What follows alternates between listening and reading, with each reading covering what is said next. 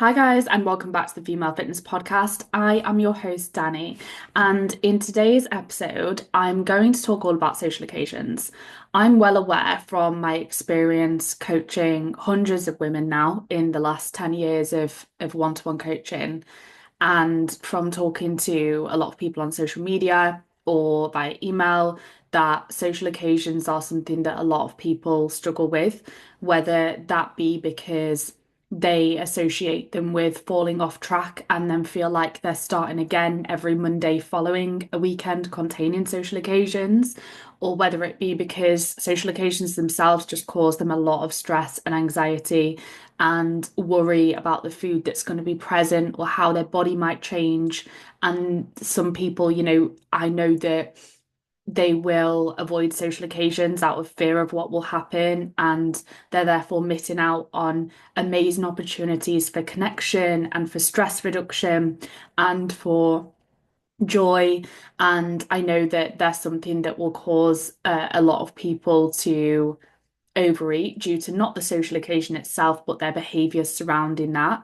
And so in today's podcast, I wanted to address some of the key kind of mistakes that people often make during social occasions, the challenges that can present themselves, and hopefully offer some food for thought for how you might change your behaviors moving forwards to better support yourself and to allow yourself to really enjoy social occasions and make them a part of your life whilst you succeed with whatever goals you may have, whether they be performance goals, body composition related goals, or goals revolving around your health and function and just feeling the best version of you.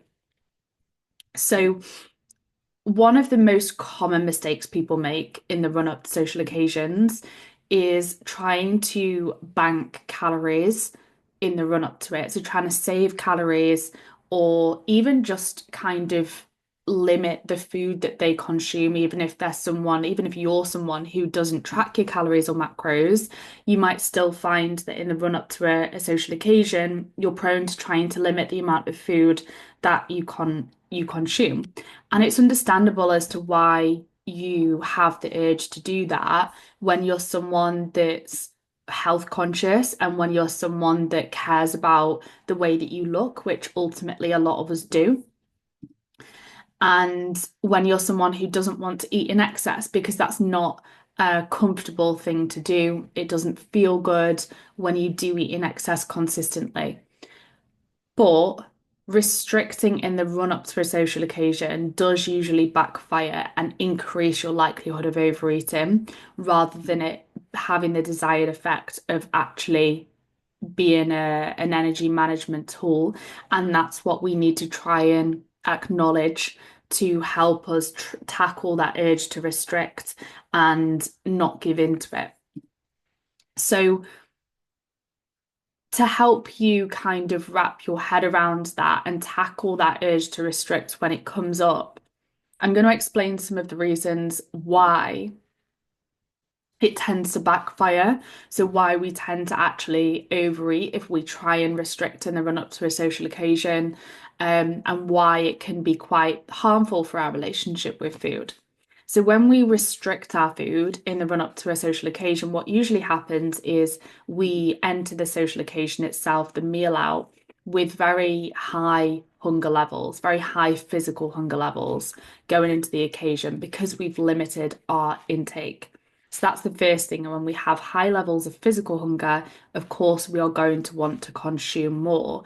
And then that can lead to us feeling quite out of control during the social occasion, feeling like a little bit of a bottomless pit, and also having lasting physical hunger following that as well. If we restrict in the run up to a social occasion, that also causes higher levels of food preoccupation, which is as a result of that increased physical hunger, but also due to the perceived restriction psychologically as well. And that's another reason why we have this heightened desire to eat during social occasions if we do restrict in the run up to them. Again, increasing our likelihood of overeating either during the occasion itself or actually when we get home afterwards.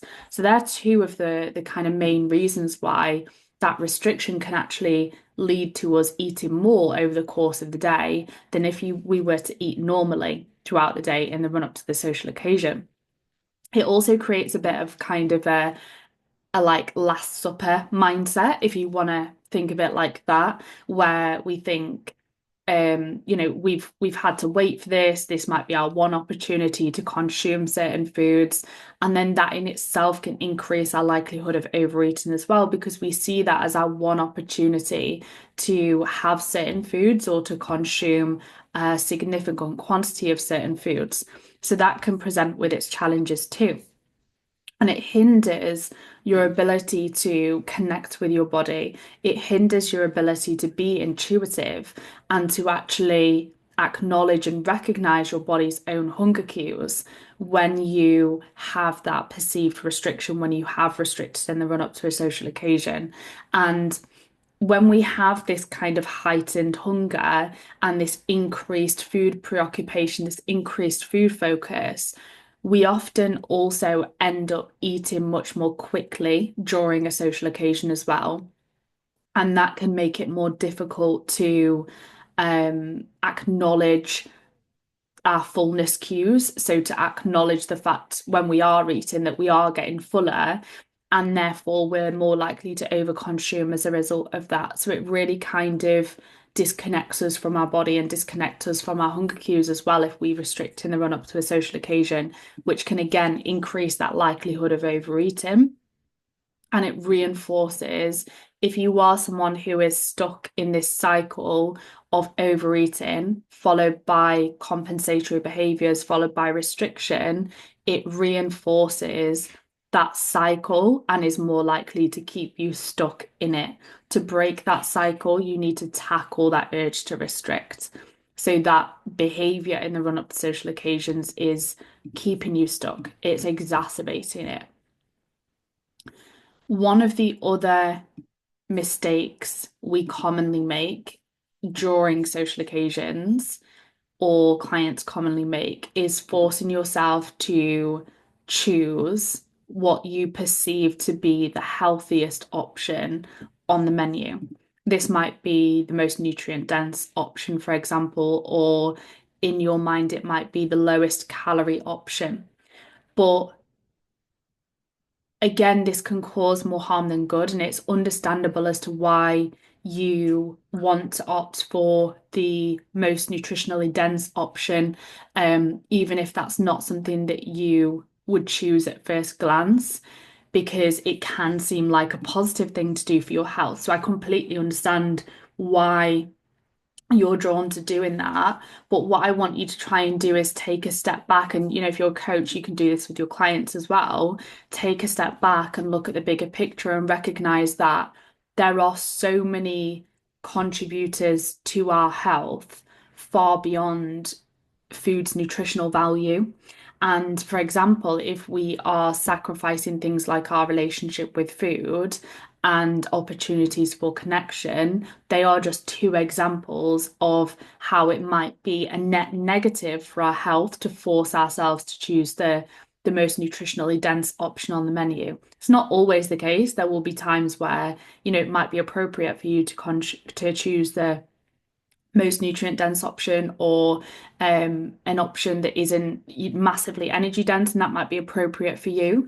But it's important that you don't have these hard and fast rules that you have to adhere to all the time, that you don't force yourself to choose the lowest calorie option off the menu all the time. You don't choose yourself to have the most nutritionally dense option all the time. You enable yourself to be flexible and do what genuinely feels like nourishment for you in the moment. And that might look different from one day to another.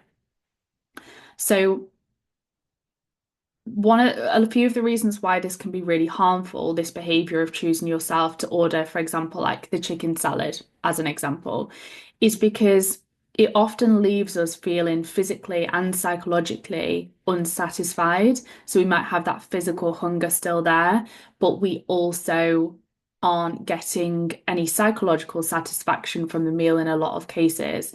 And this can lead to an increased likelihood of you finishing your meal but still wanting more. So if, for example, you've ever And I'm sure a lot of you will be able to relate to this because I've spoken to a lot of clients that have been in this scenario themselves. If you've ever come home from a meal out where you forced yourself to choose what you deem to be the healthiest option off the menu, only to raid the kitchen cupboards and end up overeating, that is likely a large part because you forced yourself to have this meal that wasn't actually satisfying for you, and you would have been better off choosing the meal that you would have found more enjoyable and being really present and mindful around your consumption of that meal.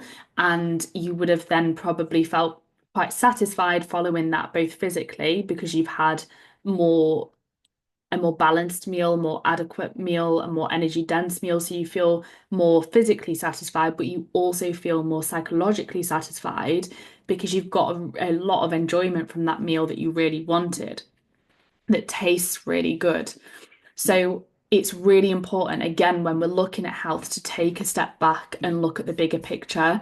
And even when we're looking at if you're someone who wants to lose body fat to support your health, for example, it's still important to take that step back and look at the bigger picture because it's not your behaviors in isolation which will dictate the outcome. It is your behaviors over the long term.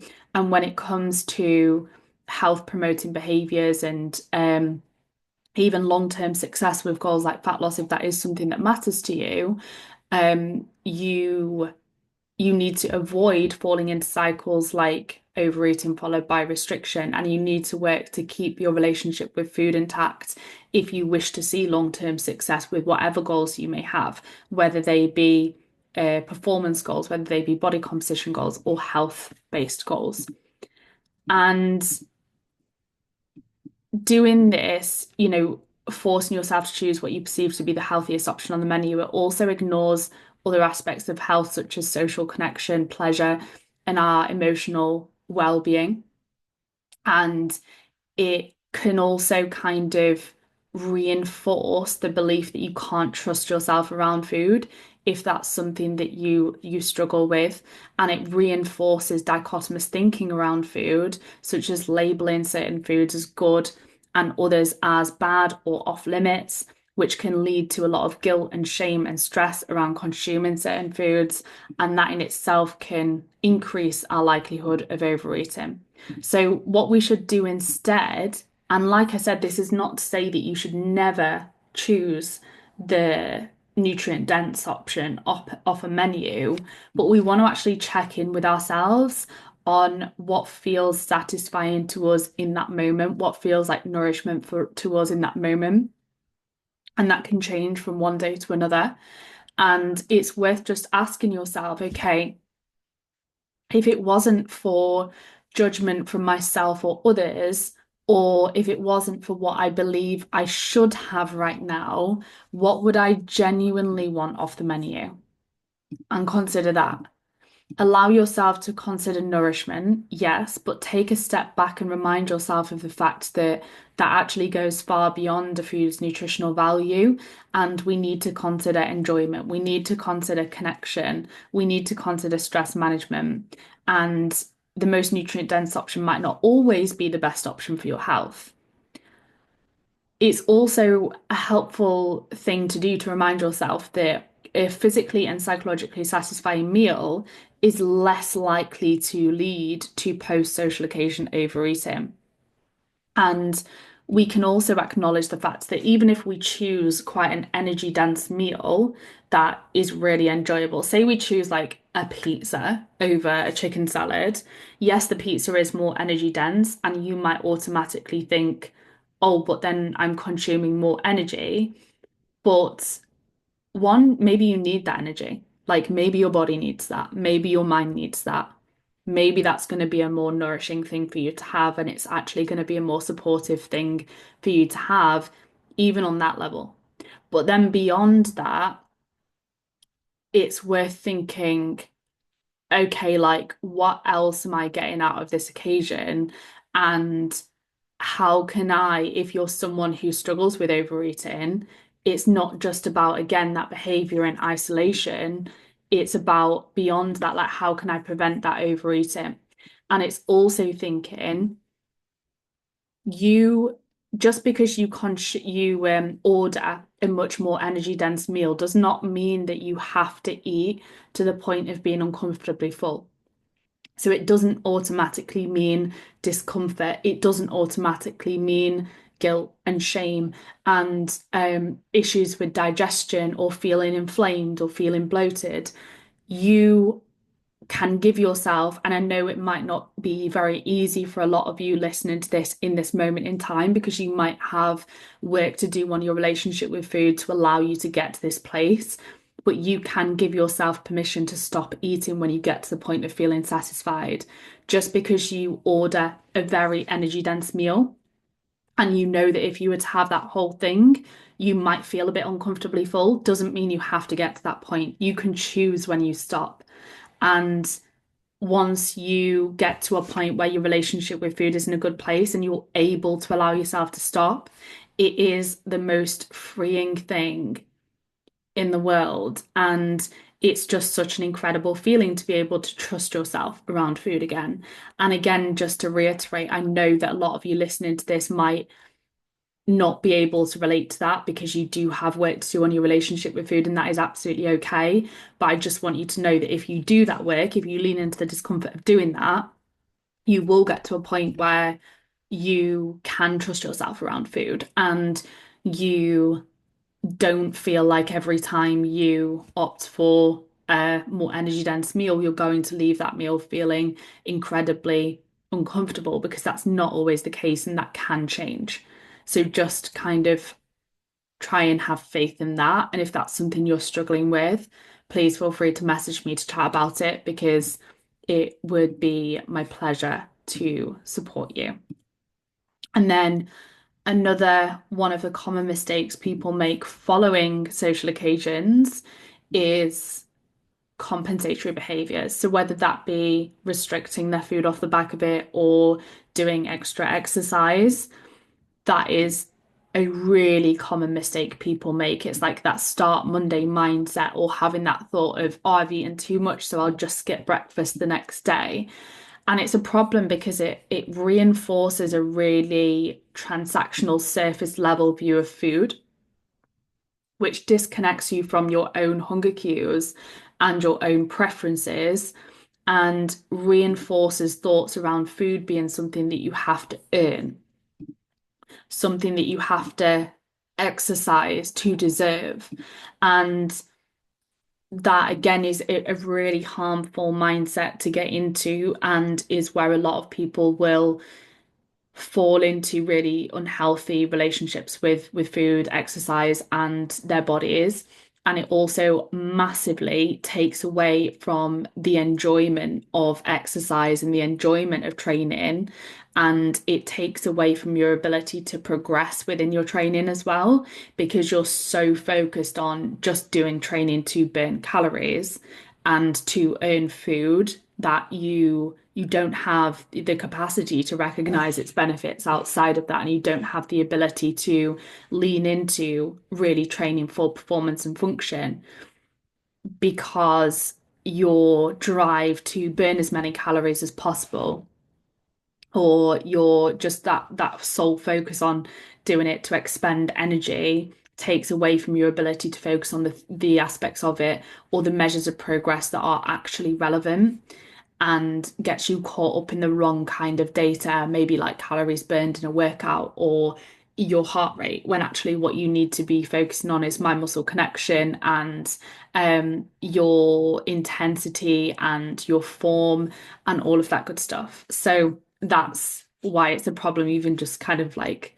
far beyond that behavior and isolation and even beyond like a relationship with food, um, beyond the relationship with food kind of area, even when it comes to training performance goals, it can be really kind of detrimental to fall into that mindset of having to earn your food, or equating exercise and training with calories burned for that reason as well. But it also increases your physical hunger and food preoccupation again when you engage in compensatory behaviors, leading to an increased likelihood of overeating. It takes away from the joy, the opportunity for connection and the stress reduction that social eating can provide. And it can also lead to poor physical health. It can impair things like our menstrual cycle function and our hormone health if we engage in compensatory behaviors, which can have serious long-term negative consequences, like I've spoken about before. It can lead to impaired digestion, poor mental health, and poor cognitive function and ability to focus as well. Which, if you're someone that listens to this and you have big work goals or you want to further your knowledge, you even just want to be present for friends and family and your loved ones, it can impair your ability to do that and really make the most of your life and be present during your life too. So it again, it's all of these different areas of your life are linked, and all of these different areas of health and fitness are linked. And this is why I talk about things like body image and relationship with food, whilst also talking about performance goals and looking after your physical health, because they all tie in together. And that's what, my coaching is. It looks at the whole package because of the fact that each little different area influences the other. And unless you address everything, you're not going to achieve your potential in one individual area. So, what should we do instead of compensating off the back of social occasions? We should continue to follow our usual eating pattern, consuming regular, balanced meals throughout the day. We want to place our emphasis on nourishment and focus on how we can support ourselves and support our bodies rather than punishing ourselves and trying to restrict and trying to compensate. And in order to tackle those things, it can really help to set your intentions off the back of a social occasion. Set your intentions the next day. Decide how you want to show up for yourself. Decide how you want to behave. Decide how you want to nourish your body. And actually acknowledge the benefits of doing that. Like, how is this going to support me? Not just in this moment, but moving forwards, but long term. And how is this going to impact my life long term if I really show up for myself rather than falling back into these old behavior patterns? And it can really help to place an emphasis on mindfulness and mindful eating. So if you're someone who doesn't really do any of that at the moment, it could be as simple as starting by trying to remove distractions and get yourself into a relaxed state when you're eating, taking some deep breaths before you eat, using all of your senses, but try and just implement one thing at a time. So it might be that you start by just removing distractions and being present before you eat and keeping those distractions removed, phone on, do not disturb throughout the whole meal and just slow your eating down. And then you might build on that by incorporating using your senses and that kind of thing and move forwards from there. But hopefully those points have enlightened you as to where you might be going wrong before, during, and after social occasions and give you some food for thought on how you might combat that with yourself or your clients moving forwards. I am working on something for you guys, which I'm really excited to share with you. It is going to be a free webinar or workshop, if you want to call it that, on managing social occasions with yourself and with your clients.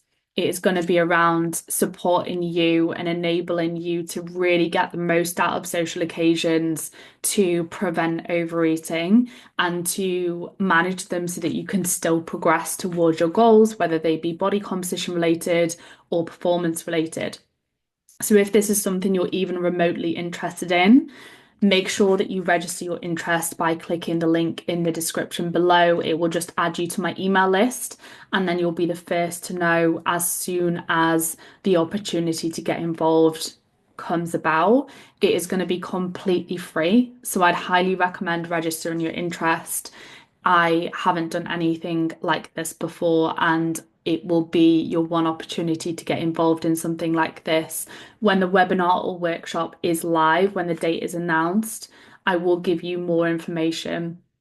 But the webinar recording will be available for 48 hours after the workshop. So if you can't make the date, you'll still be able to access all of the information. But if you do come live, you will get some additional bonus resources that you can use with yourself or your clients to help you prevent overeating and help you manage social occasions to really get the most out of them and continue to move the needle forwards towards your goals. So, if social occasions are something that causes you stress, if there's something that causes you anxiety, if you worry about how you're going to incorporate them into your life while still succeeding with your goals, or you're unsure of how to support your clients with these things, register your interest down below. Let me know if you have any questions, and I will look forward to seeing you there. But have a great rest of your day, guys, and I'll chat to you soon.